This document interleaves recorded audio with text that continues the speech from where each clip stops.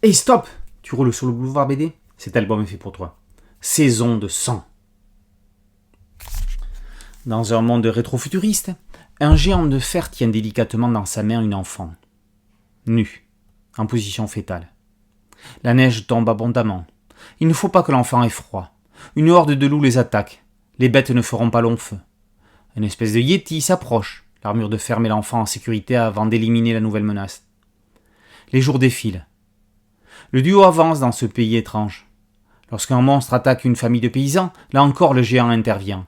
Mais lorsque l'enfant se lie d'amitié avec la petite fille de la famille, le guerrier de fer semble s'y opposer. Y a-t-il danger? Ou bien est-ce une jalousie? Un cœur battrait-il dans le fer? Spurir écrit une fable sans parole ou presque. Les seuls mots sont dans un langage incompréhensible, si bien que le silence règne dans la lecture. Pourtant, l'aventure fait grand bruit. Les combats violents font rage dans cette aventure qui n'aurait pas déplu à un Alejandro Jodorowsky. Au fil du récit, l'histoire d'un duo se transforme en une guerre impitoyable aux multiples acteurs. Les rapports entre l'enfant et le guerrier oscillent entre amitié et incompréhension. Les histoires de duo déséquilibrés sont les plus efficaces. On pense bien sûr à L'Enfant et le Maudit, manga paru chez Komiku, ou encore à la dualité entre les frères Elric dans Fullmetal Alchemist chez Kurokawa. Si on en va plus loin, tous les duos, dont chacun des personnages nourrit et fait avancer l'autre, rentrent dans les références, même si elles sont aussi éloignées que Tintin et Haddock, Astérix et Obélix ou Spirou et Fantasio. Le dessinateur, Mathias Bergara, puise ses sources aussi bien chez Moebius pour les décors que chez Alfonso Font pour les personnages.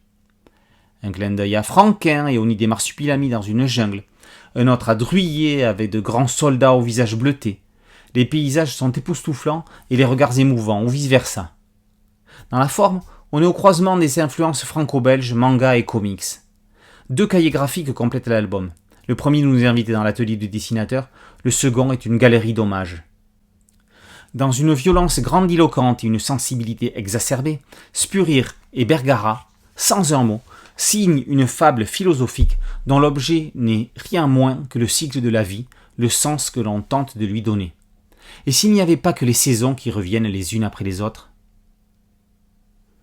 Saison de sang par Spurir et Bergara est paru aux éditions Dupuis. Boulevard BD, c'est un podcast audio, une chaîne YouTube. Merci de liker, de partager et de vous abonner. A très bientôt sur Boulevard BD. Ciao.